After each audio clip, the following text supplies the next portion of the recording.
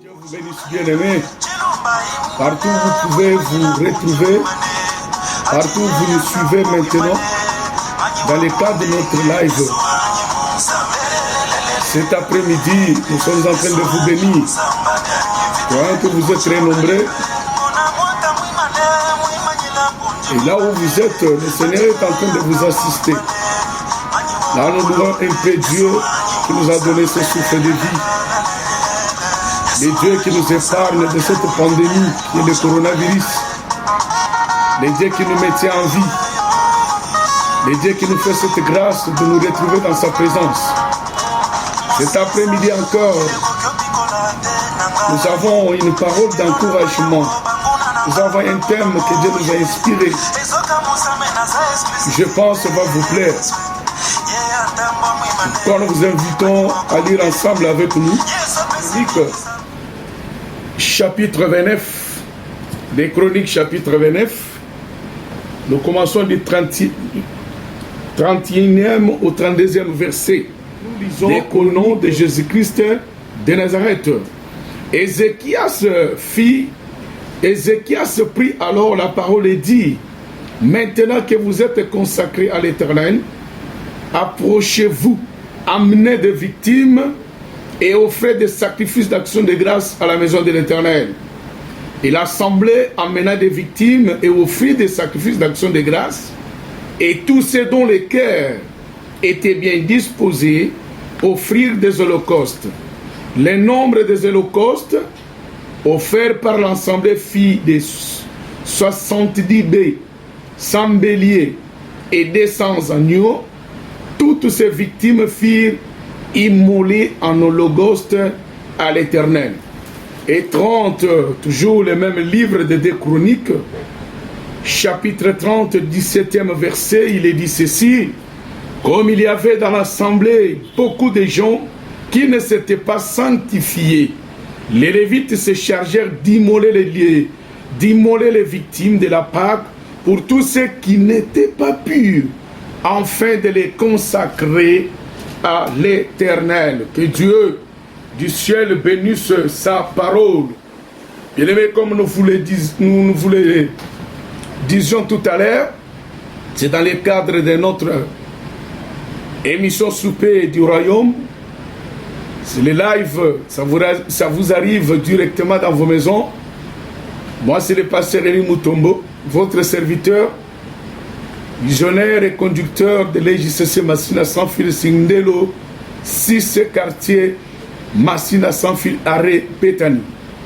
Que le Seigneur vous bénisse, qu'il bénisse tous les enfants de Dieu à travers le monde, qu'il bénisse tous ceux qui n'ont pas encore donné leur vie au Seigneur. Je crois qu'à travers ce message, ils vont, eux aussi comme nous, donner leur cœur au Seigneur, parce que c'est lui qui a les paroles de vie, bien-aimés. C'est lui qui incarne la vie, c'est lui la vie, les chemins, la lumière et la vie. Bien-aimés, nous avons lu ensemble avec vous dans les livres de 2 Chroniques, les 2 Chroniques chapitre 29, du 31 au 32e verset. Qu'est-ce que nous comptons vous parler ce soir? Nous voulons vous parler de la protection divine. Ça, c'est le grand thème. Mais notre sous-thème de cet après-midi, parce que pour nous, Dieu nous a parlé, Dieu nous a dit, pour ce mois, c'est un mois de la protection divine. C'est pas pourquoi Dieu a voulu baptiser ce mois pour nous comme ça. Mais eu égard à ce qui se passe bien aimé à travers le monde, nous comprenons pourquoi Dieu a voulu que ce mois soit un mois de la protection divine. Mais notre sous-thème, c'est la victime. Victime. La victime. Qu'est-ce que cela veut dire? Souvent nous entendons les gens dire ça. Je ne suis pas une victime. Hein. Je ne peux pas tomber victime comme ça. Oui, c'est bien. Mais ça veut dire quoi? Ça veut dire quoi? Parce que dans les versets que nous avons lus, la Bible est claire. La Bible dit: vous amenez des victimes et offrez-les. Approchez-vous. Amenez des victimes. Amenez des victimes. Victime. Une victime, c'est celui qui est sacrifié aux intérêts ou aux besoins d'autrui. C'est-à-dire, il meurt non pas pour lui-même. Il meurt non pas pour ses propres intérêts. Il meurt non pas pour ses propres besoins, mais pour les besoins d'une autre personne. Une victime, c'est celui qui prend la place d'une autre. C'est celui qui se substitue à une autre personne. Je dirais, c'est un innocent, mais qu'on sacrifie bien aimé. Lorsqu'on sacrifie quelqu'un, c'est-à-dire ça peut ne pas être ta volonté, ton vouloir, mais tu es sacrifié. On t'oblige que toi, à la place que lui met, toi tu mourras à sa place. Une victime, ne sois pas victime bien aimé. Les morts qui tombent pendant une épidémie, pendant une pandémie, ce sont des victimes. Ce sont des victimes. Ne sois pas une victime bien-aimée. Une victime, c'est une offrande, un holocauste. Donc, vous voyez, ces victimes, lorsque le roi dit « Amenez-moi les victimes », ces victimes n'avaient aucun droit de résister. Ces victimes n'avaient aucune parole de prononcer. Ces victimes, ils se laissèrent aller, mais où? À l'abattoir, pour être tués à la place d'autres gens. Verset 17 nous dit clairement, ils ont été tués, sacrifiés à la place des sacrificateurs et les restes du peuple de Dieu qui ne s'étaient pas purifiés. Ces victimes ont pris leur place des impurs, leur place d'impies. Voulais-je dire, bien-aimé, toi tu tombes victime dans n'importe quelle situation. Victime, il y a eu il y a eu un accident, il y a eu 3 morts. Victime, toi dedans, un enfant de Dieu. Non! Il y a eu assassinat, les bandits ont pris d'assaut un quartier, ils ont tiré en l'air, ils ont tiré à bout portant. Mais toi, tu es mort, victime. Un enfant de Dieu, il ne peut pas mourir comme une victime. Nous vous dirons pourquoi nous disons ça. Parce que nous avons une victime supérieure qui a déjà pris notre place. Nous ne pouvons pas mourir comme étant victime. Il y a pandémie, il y a eu 10 morts, dont toi, enfant de Dieu. Pourquoi? Victime. Amenez-moi ces victimes.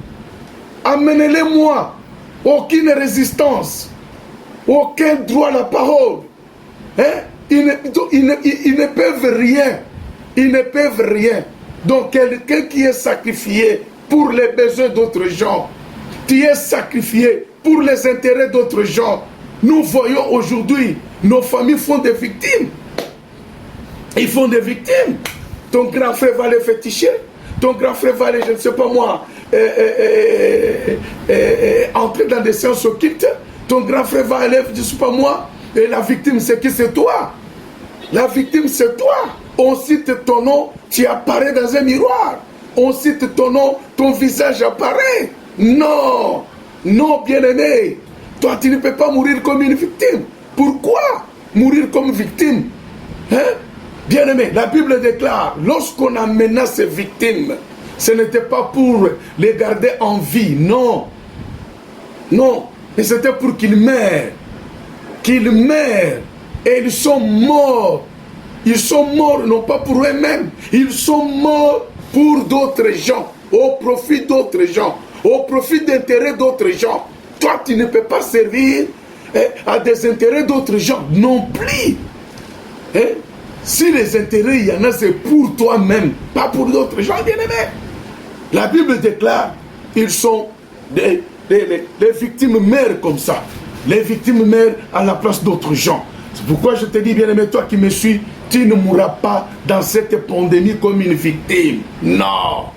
Non, non, non, non, non, non. Même si vous êtes à 10, que 9 meurent, toi tu resteras en vie. Toi tu persisteras. Pourquoi? Parce que toi, il y a déjà une victime qui est déjà morte à ta place. Et la Bible déclare, bien-aimé, que lorsque ils offrirent, c'était où, 31, Ézéchias maintenant, vous êtes consacrés à l'Éternel, approchez-vous, amenez des victimes et offrez-les offrez des sacrifices d'action de grâce à la maison de l'Éternel. Et l'assemblée amena des victimes et offrit des sacrifices d'action de grâce. Ils ont servi à une offrande d'action de grâce, bien-aimés. Les victimes, c'est pourquoi je dis ceci, en tant qu'enfant de Dieu, ce virus ne t'emportera pas, parce que tu n'es plus une victime, bien-aimé. Tu ne vas pas aller servir pour les intérêts d'autres gens, pour les besoins d'autres gens. On nous parle, si cela s'avère vrai, que c'est un virus artificiel. Ce n'est même pas un virus naturel. C'est un virus fabriqué par des mains d'hommes. Ils savent pourquoi ils l'ont fabriqué. Et toi, tu n'es pas leur holocauste. Tu n'es plus leur offrande, bien-aimé. Tu n'es plus leur victime. Toi, tu es un enfant de Dieu. Tu n'es plus n'importe qui. Et il y a quelqu'un qui a pris ta place. Non. Il y a un petit accident. C'est toi qui meurs en première position. Il y a une épidémie. C'est toi qui es touché en première position. Il y a une maladie qui sévit dans les coins. C'est toi qui es touché en première position. On commence à te montrer même à la télé. Ce soir, tu ne serviras pas pour les intérêts d'autres gens. Tu ne serviras pas aux besoins d'autres. Non. Tu as aussi tes propres besoins. Tu dois aussi avoir tes propres intérêts. Sacrifier. Il y a des gens qu'on sacrifie comme ça, bien aimé. Vous savez, maintenant qu'on attache beaucoup plus une attention particulière, oui, ça vaut la peine pour la pandémie. Mais il y a des gens qui meurent de la malaria. Il y a des gens qui meurent de la typhoïde. Les gens meurent chaque jour. Chaque jour. Chaque jour. Mais la plupart qui meurent, bien aimés, ce sont des sacrifiés. Des gens sacrifiés. Des gens qu'on a offerts à des divinités. Les gens qu'on a offerts dans le monde des ténèbres. Des gens qui servent au sacrifice. C'est pourquoi, bien aimé, je t'interdis de mourir comme une victime. Je vous l'interdis, bien aimé, vous ne mourrez pas comme étant des victimes. Jamais. Et la Bible dit, au 32e verset, les nombres des holocaustes offerts par l'Assemblée fit de 70 baies, 100 béliers et 200 agneaux. Toutes ces victimes furent immolées en holocauste à l'Éternel. Alléluia. Ils furent immolés. Immolés. Immolés. Tu ne seras pas immolé. Quelqu'un t'a déjà immolé. Quelqu'un a déjà été immolé à ta place. Toi, tu ne seras pas immolé, bien-aimé. Toi, tu mourras au temps de Dieu. Tu mourras quand Dieu le voudra. Tu mourras quand ta mission aura accompli dans ce monde. Tu as une mission. Tu n'es plus n'importe qui. Pour être sacrifié comme une bête, comme une poule. Pour être sacrifié comme un bouc. Tu es un être vivant, créé à la ressemblance de Dieu Tout-Puissant. Tu es un être pour qui Christ a été offert. Tu es un être pour qui Christ est passé par la croix. Tu ne mourras pas comme une victime.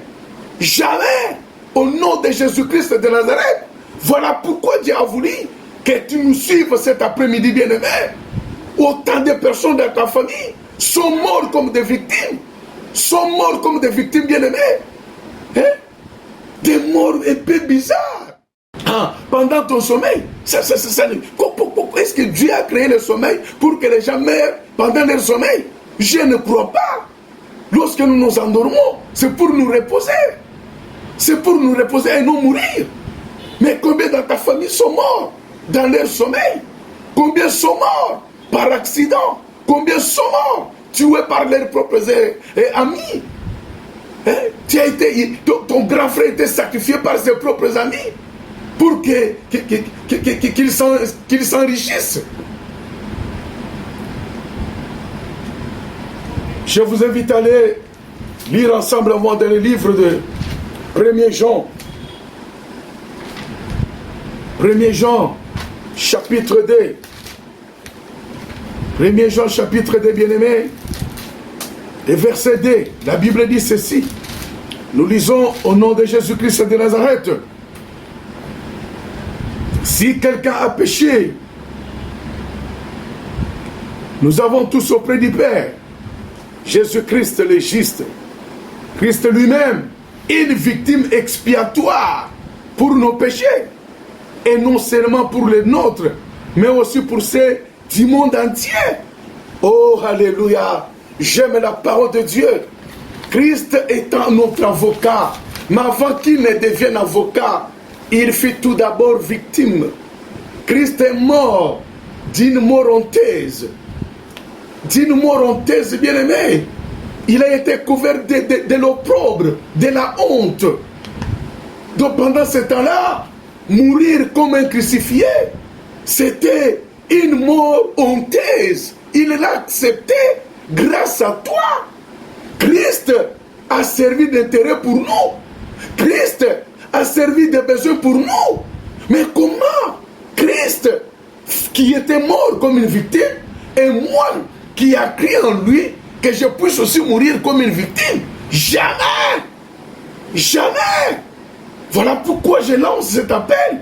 Vous qui n'avez pas encore cru en lui, vous qui n'avez pas encore donné vos cœurs à lui, c'est le temps de le faire, bien-aimés. Croyez en lui. Victime expiatoire. Victime expiatoire. Et aujourd'hui, c'est un avocat auprès du Père, en notre faveur. Aujourd'hui, c'est notre intercesseur. Christ était mort comme un pécheur, comme quelqu'un qui était impie.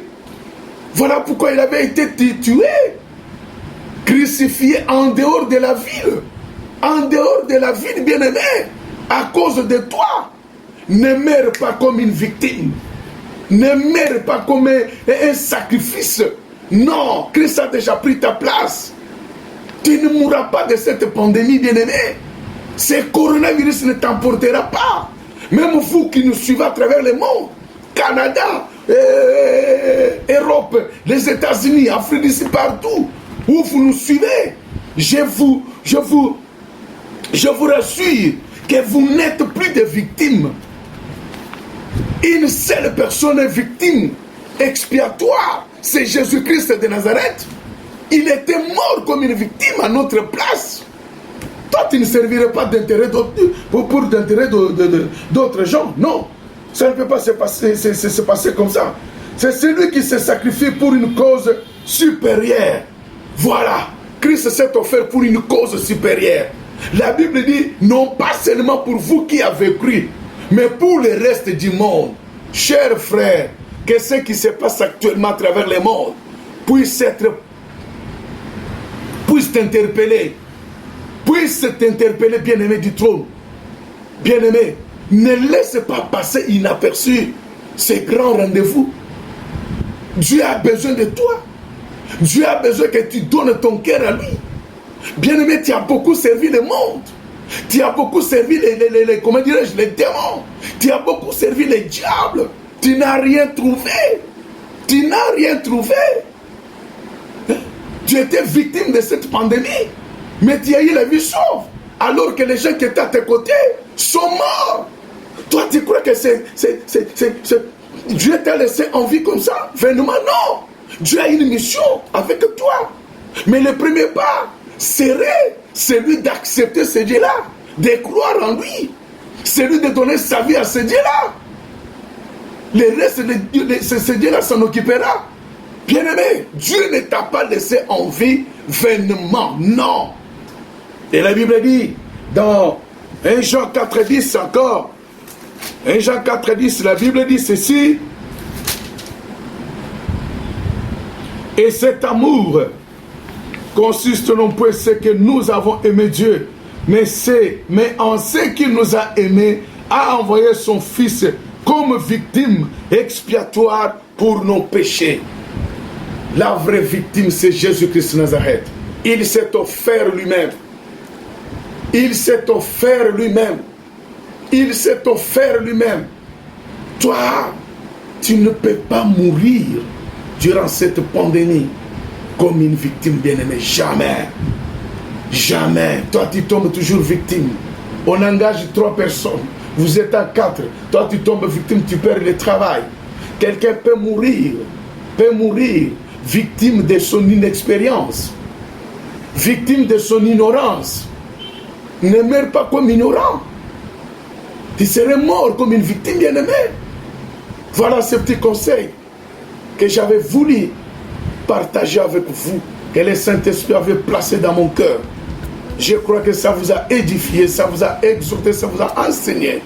Retiens ça, bien-aimé. Vous qui n'avez pas encore cru, c'est le temps de croire en ce Dieu-là. Peut-être demain ou le lendemain, ça sera plus tard. Ton temps, c'est aujourd'hui. Le temps favorable pour toi, c'est maintenant. Donne ton cœur à Jésus. Au nom de Jésus-Christ. Amen.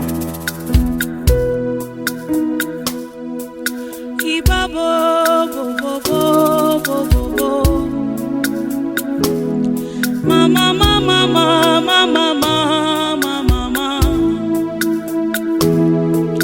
Kozanga yonga na sambwe nanga. Mosika na yo finanga na pasi. Mosika na yo finanga na somo.